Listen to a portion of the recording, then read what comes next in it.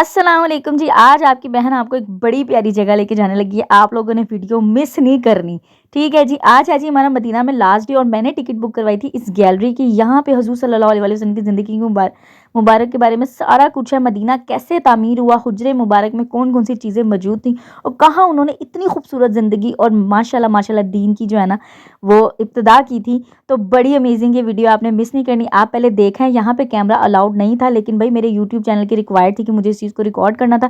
पहले आप वो पूरी कैलियोग्राफी देखें, ठीक है। उसके बाद जो है ना मैं आपसे बात वॉल्यूम फुल करके खामोशी में सुने। के सामने खुला सहन है और इसका रकबा तकरीबन 4 बाई 5 मीटर है और इसके 2 दरवाजे थे। एक शुमाली जानिब का दरवाजा और दूसरा मगरिबी जानिब का दरवाजा, जो कि सीधा मस्जिद की तरफ खुलता था।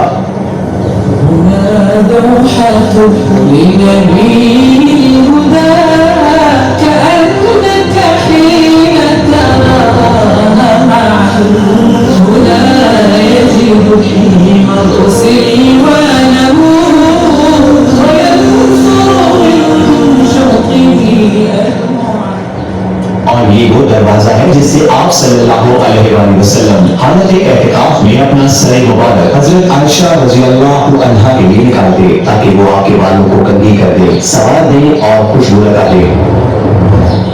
जहाँ तक हुजरा शरीफ के सहन में मौजूद अशिया का ताल्लुक है, तो उसमें आग जलाने के लिए एक चूल्हा था और कुछ दीगर अशिया जैसे सफरी बिस्तर, ज़ीन या लकड़ी। जहाँ तक इस ढके हुए हिस्से का ताल्लुक है, ये वो जगह है जो रिहाइश और रात गुजारने के लिए मुख्तस की गई थी। और ये एक मामूली सा कमरा था जिसका रकबा तकरीबन 5 बाई 6 मीटर और इसकी छत की ऊंचाई तकरीबन 2.5 मीटर थी।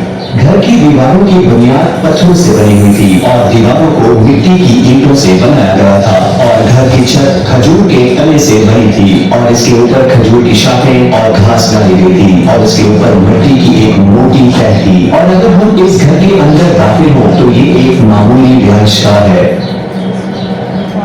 ये बांस से बनी हुई चारपाई और वो खजूर के दरख्त की छाल से भरा हुआ तकिया और एक लिहाफ है और ये एक शेल्फ है जिसके ऊपर थोड़े से जौ पड़े हुए हैं और ये एक लटका हुआ मशकीजा है, इसमें थोड़ा सा पानी है।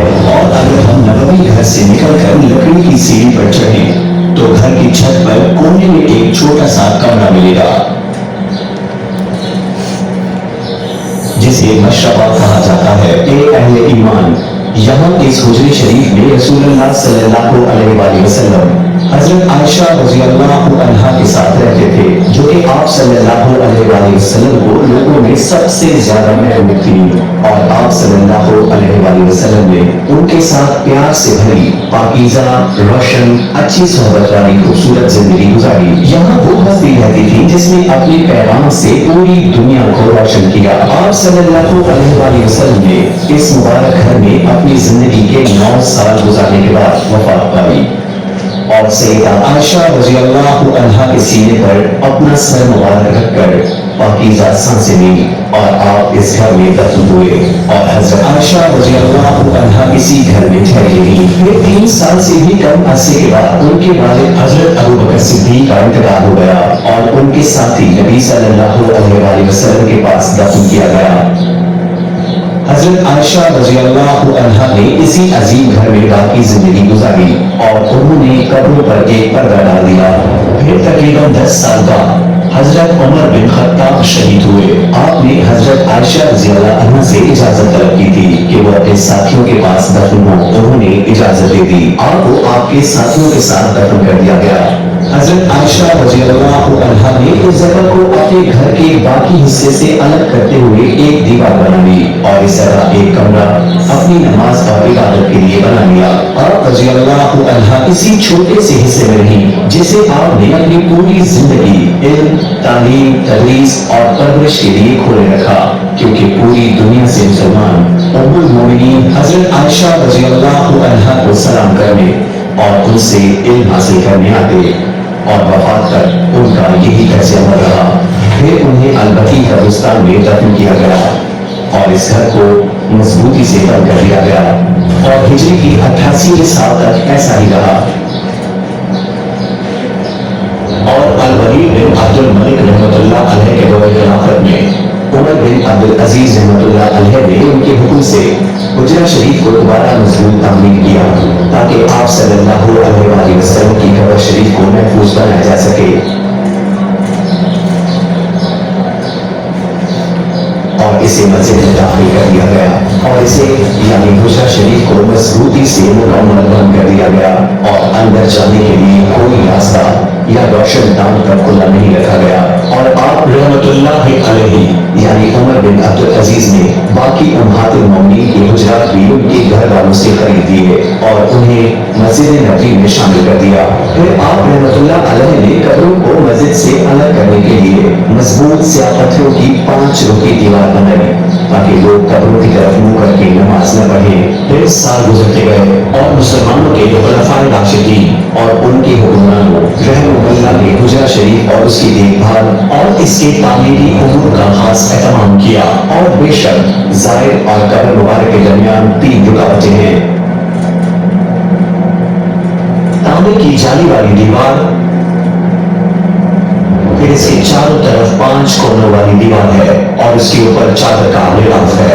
फिर आयशा रज़ियल्लाहु अन्हा के घर की दीवार, इस अजीम मस्जिद और हुजरे मुबारक की देखभाल सऊदी अरब के दौरे हुकूमत में अपने अरूज को पहुंची। अल्लाह उसका हामी नाज़िल हो और उसकी सलामती और ईमान को कायम दायम रखे और उसकी क़यादत को बेहतरीन अजर से नवाजे। ये है मस्जिद नबी जिसमें लाखों अफराद समा सकते हैं और वो हुजरा शरीफ है जो देखने वालों को खुश करता है और मुहिब्बीन के दिलों को रौनक बख्शता है। खुदा की रहमतें और सलामती हो उन पर जो तमाम जहानों के लिए रहमत बनाकर भेजे गए। हाँ जी जी, अब मैं आपको देती हूँ इसकी डिटेल। ये थी जी एक पूरी इन्होंने ना एक लाइब्रेरी टाइप बनाई हुई है, इसके अंदर पूरी कैलीग्राफी है। ये जो आप देख रहे हैं ये देखें गारे हीरा और गारे सौर का इन्होंने एग्जैक्ट टेक्सचर बनाया हुआ ऊपर का, यानी पहाड़ तो बहुत बड़ा है लेकिन ऊपर जिस तरह की उसकी शेप है ना, जहाँ पे क़याम हुआ था, जहाँ पे पहली वही नाजिल हुई थी, माशाल्लाह माशाल्लाह बोल दीजिएगा, ये सारी जी वो चीज़ें हैं। यहाँ पे गारे हीरा में पहली वही नाजिल हुई थी, उसके बाद हुज़ूर सल्लल्लाहु अलैहि वसल्लम गारे सौर गए थे हज़रत अबू बकर सिद्दीक़ रज़ियल्लाहु तआला अन्हु के साथ। पहले उनके घर गए थे, फिर यहाँ पे आए थे, उस यहाँ पे 3 दिन क़याम किया था। ये सारी जो स्टोरी मैं आप लोगों को बता रही हूँ मेरे इल्म में भी नहीं थी, गलती कोताही अल्लाह पाक माफ़ करे और आप लोग भी इग्नोर करिएगा अगर मेरे से कोई आगे पीछे हो जाए बात, ठीक है। क्योंकि जो उन्होंने हमें बताया ना, वहाँ पे एक गाइडर था, वो सारी बातें बता रहा था, मैं वही एज इट इज़ ना कॉपी करने की कोशिश कर रही हूँ।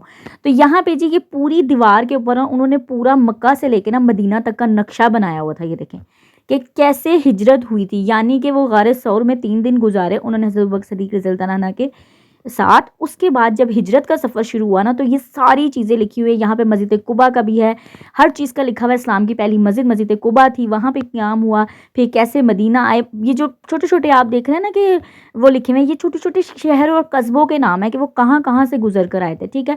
फिर हम थोड़ा इस तरफ आए, ये सारी वो हमें पहले सुना चुके हैं, मैं आप लोगों को बाद में बता रही हूँ। उन्होंने बाद में सिर्फ हमें 5 सेकंड दिए थे कि बीबी आप रिकॉर्ड करना चाहती हैं तो आप कर लें, मैंने पज पज के रिकॉर्ड कर लिया।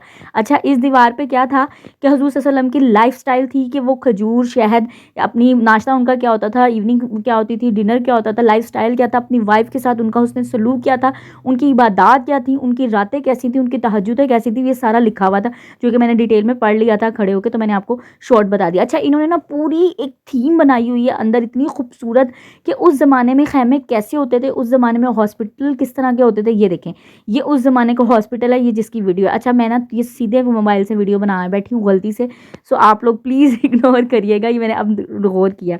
अच्छा, यहाँ पे क्या है जी, ये डॉक्टरों के सामने जो है ना वो लिस्ट पे नाम लिखे हुए थे जो उस ज़माने के डॉक्टर्स थे, और यहाँ पे ना वो चीज़ें लिखी हुई हैं जिनसे इलाज किए जाते थे।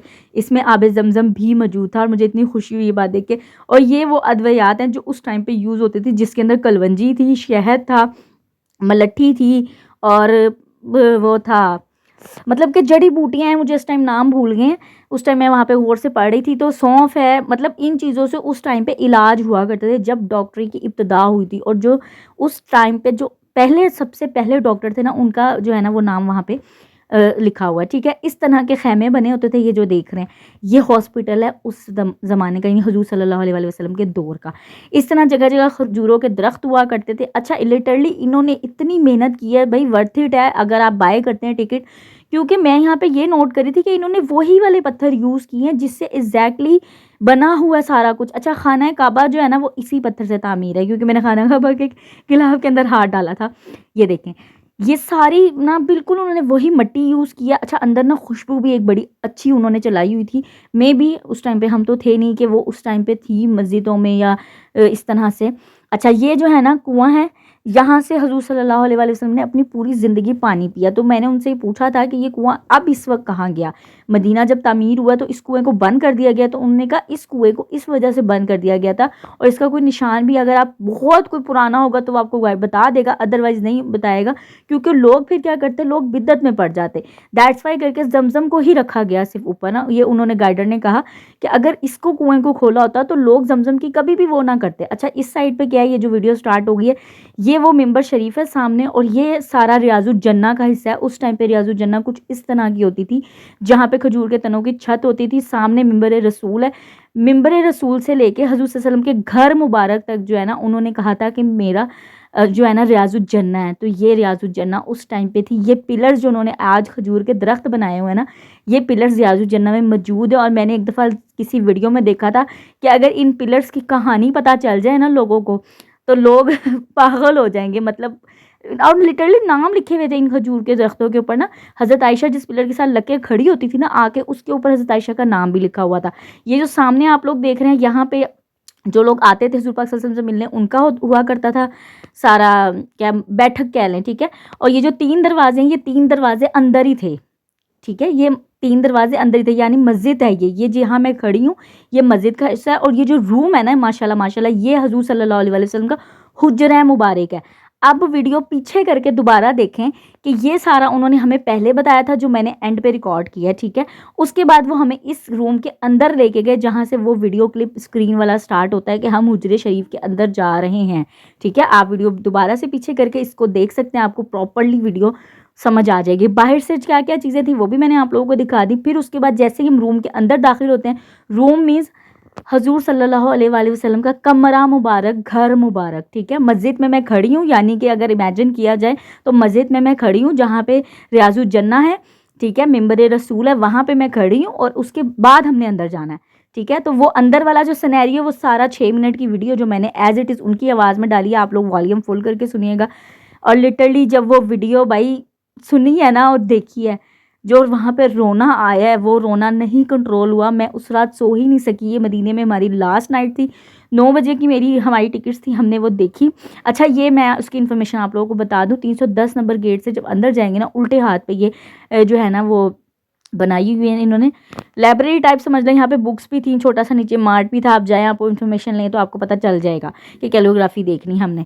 रात को फिर मैं गई बाज़ार, ठीक है, क्योंकि कुछ एक चीज़ें रह गई थी, वो मैंने ख़रीदी। वहाँ पे मैंने कुछ रिकॉर्ड नहीं किया, क्योंकि मेरा दिल, मैं कहती हूँ, ऐसे रोया ना उस रात। और मैं उस रात पूरी रात नहीं सो सकी, सिर्फ इस एक चीज़ को इमेजिन करके कि यार कुछ भी नहीं था, कुछ भी नहीं था, मैं रो दूँगी। और इतनी बेहतरीन ज़िंदगी कि मैं कहती हूँ मिसाली ज़िंदगी गुजारी है उन हस्बैंड वाइफ ने। और हम आजकल किन लग्जरीज़ में पड़े हुए हैं, और किन चीज़ों की वजह से हमने अल्लाह ताला गवा दिया, हमने सुन्नत रसूल को भूल गए सिर्फ दुनियावी माल इकट्ठा करने के लिए। मैं लिटरली उस रात नहीं सो सकी कि एक हस्बैंड को, एक वाइफ को चाहिए क्या, मतलब क्या था, कुछ भी नहीं था। और उन्होंने उसमें वर्ड्स कितना प्यारा यूज़ किया है कि उस एक छोटे से हुजरे से दीनी तालीम बाद में भी देती रही हैं अम्मा, ठीक है। जब पर्दा फरमा गए आप हज़ूर पाक सल्लल्लाहु अलैहि वसल्लम, फिर भी वो खुला रहा है घर, किस लिए, दीन की तालीम के लिए। कोई गॉसिप के लिए नहीं, कोई चुगलियों के लिए नहीं, किसी की बुराइयों के लिए नहीं, किसी को टॉन्टिंग करने के लिए नहीं, दीनी तालीम देती रही हैं वहाँ से। मतलब मैं लिटरली उस रात नहीं सो सकी, मैं क्राइंग कर जाऊँगी। अच्छा, ये जो है ना, उसके बाद वीडियो स्टार्ट हो रही है नेक्स्ट डे हमारा लास्ट डे था। ये हम गए हैं मस्जिद कुबा, ठीक है। मस्जिद कुबा से हमने नमाज़ वगैरह पढ़ी, और वहाँ पे मैं इतनी इमोशनल हो रही थी। मस्जिद कुबा भी रोना तो खैर 2-3 दिन से ही आ रहा था कि मदीने से चले जाएंगे। और फिर मस्जिद कुबा गए, वहाँ पे नफिल पढ़े। सुबह ही चले गए थे, क्योंकि हमारे बस वाले ने कहा था कि वो ज़ोहर में आएगा, लेकिन वो आया असर में। यहाँ पे हमने ज़ोहर की नमाज़ अदा की।